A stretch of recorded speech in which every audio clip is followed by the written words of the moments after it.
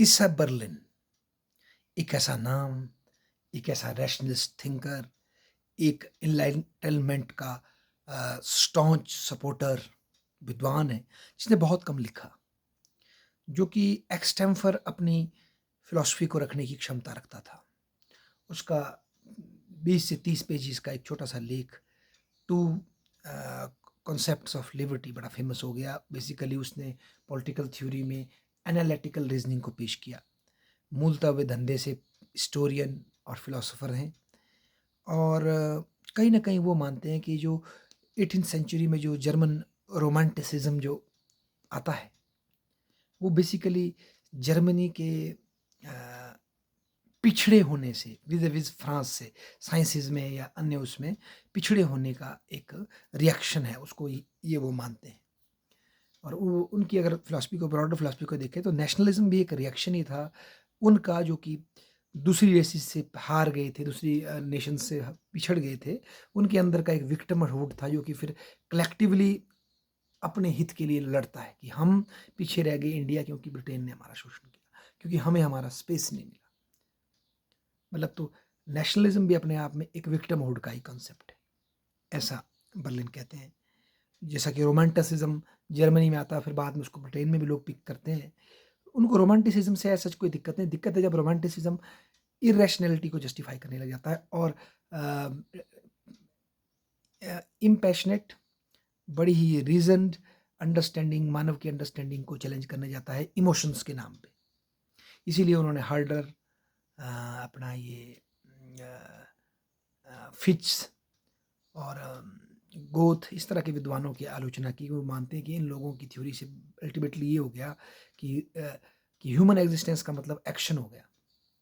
उस एक्शन पे चर्चा करना, उस एक्शन की रैशनैलिटी पे चर्चा करना कम इम्पोर्टेंट हो गया, उसके लिए सेक्रीफाइस करना इम्पोर्टेंट हो गया। आगे चलकर यही फिर ये फांसीवाद और नाजीवाद का जन्म देता है। ये इस तरह की एक इमोशनैलिटी, सब्जेक्टिविटी को जो रैशनैलिटी पर रोमांटिसिज्म ने प्रायोरिटी दी, मतलब मानव के एक्सपीरियंस को, मानव के चित्त को, मानव के की भावनाओं को जो रोमांटिसिज्म ने वेग दिया, उसने इनलाइटनमेंट को गिरा दिया। और उसी की वजह से फिर हम ये मॉडर्न टाइम में डिक्टेटरशिप और ये देखते हैं। इवन वो बोलते हैं जो छात्र और ये जो लोग जो आगे जो बातें कर रहे हैं, एग्जिस्टेंशलिज्म, निश्चय, ये सब उसी का परिणाम है कहीं ना कहीं। और इसके कुछ नेगेटिव कॉन्सिक्वेंसेज भी है। वो बेसिकली हार्ट से एक रैशनलिस्ट है बंदा, जो कि लॉक और इस तरह के लोगों के साथ खड़ेगा, ईसा बर्लिन। तो वो टू कॉन्सेप्ट ऑफ लिबर्टी की बात करते हैं। फर्स्ट लिबर्टी जो उनके लिए, फर्स्ट लिबर्टी, लिबर्टी का जो रियल अर्थ है वो एक ऐसा स्फेयर, उनके शब्दों में कहें एक ऐसा दायरा जिसके अंदर मानव अपने कार्यों को करने के लिए पूर्ण रूप से स्वायत्त है। बर्लिन के अनुसार स्वतंत्रता तभी है जब आपके पास चॉइस है। केवल अच्छा करना स्वतंत्रता नहीं है, बर्लिन कहता है।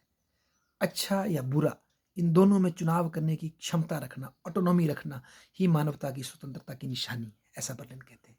अगर आपका स्वभाव चेंज हो जाए और आप केवल संत ही हो जाएं, तो ठीक है, आप संत बन गए, परंतु इसको लिबर्टी नहीं कहेंगे, वो आपका नेचर बन गया। लिबर्टी का अर्थ है आपके पास दोनों ऑप्शंस है, पर आप अपनी रैशनैलिटी से सही ऑप्शन को चुनते हैं, उसका चुनाव करना ही लिबर्टी है पॉलिटिकल सेंस में, ऐसा ईसा बर्लिन कहते हैं। और उनका ये मानना है कि लिबरल थ्योरी बेसिकली उस व्यक्ति के ऑटोनोमस दायरे को डिफाइन करने का प्रयास करती है, उसको प्रोटेक्ट करने का प्रयास करती है, ताकि मानव अपने सर्वांगीण गुणों का विकास कर सके, अपनी कमियों को भी देख सके, उनसे भी सीख सके।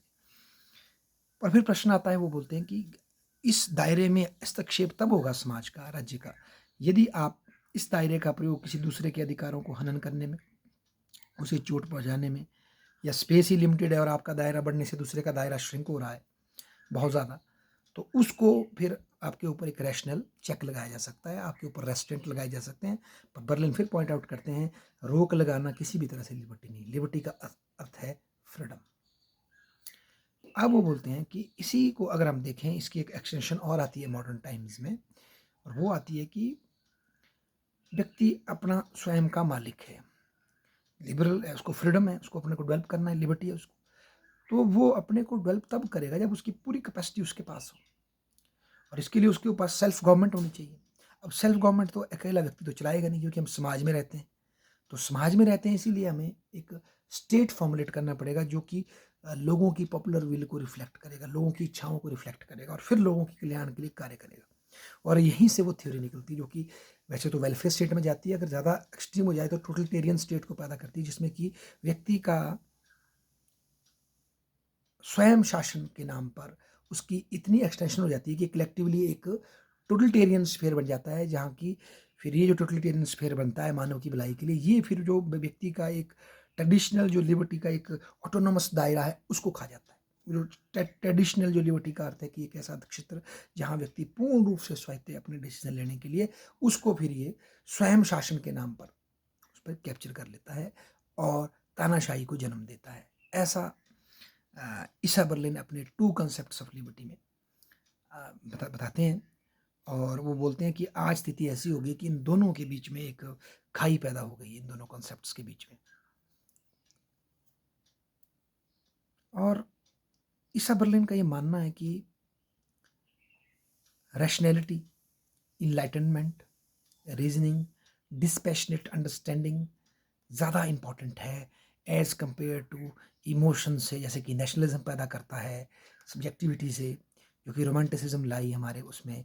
क्योंकि इससे जब मानव बिना सोचे अपने एक्शन लेता है तो उसी में कई बार वो एक्शन अच्छे मोटिव के नाम पर गलत मीन्स का प्रयोग कर देते हैं और तानाशाही इससे आती है। बेसिकली ये लॉजिक है उनका कि जब आप केवल भाव को देखेंगे, जब आप केवल इमोशंस को देखेंगे तो इंटेंशन आपके अच्छे होंगे, नो डाउट, पर जो जो उस इंटेंशंस से उस गोल को जो फुलफिल करना चाहते हो आप, उसका जो लॉजिकल जो इम्प्लीमेंटेशन आएगा वो बड़ा डेंजरस आ सकता है, वो दूसरों की स्वतंत्रता को हार्म कर सकता है, जो कि हमने नाजीवाद और फांसीवाद के प्रैक्टिकलिटी में देखा। ऐसा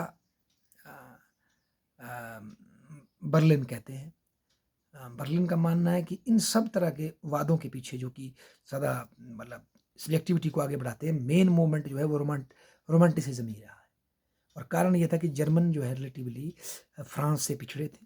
फ्रांस में साइंस का बोलबाला था, लिबनिज का और इस तरह के विद्वानों का, जो कि तार्किकता से हर चीज़ को जोड़ करके देखते थे।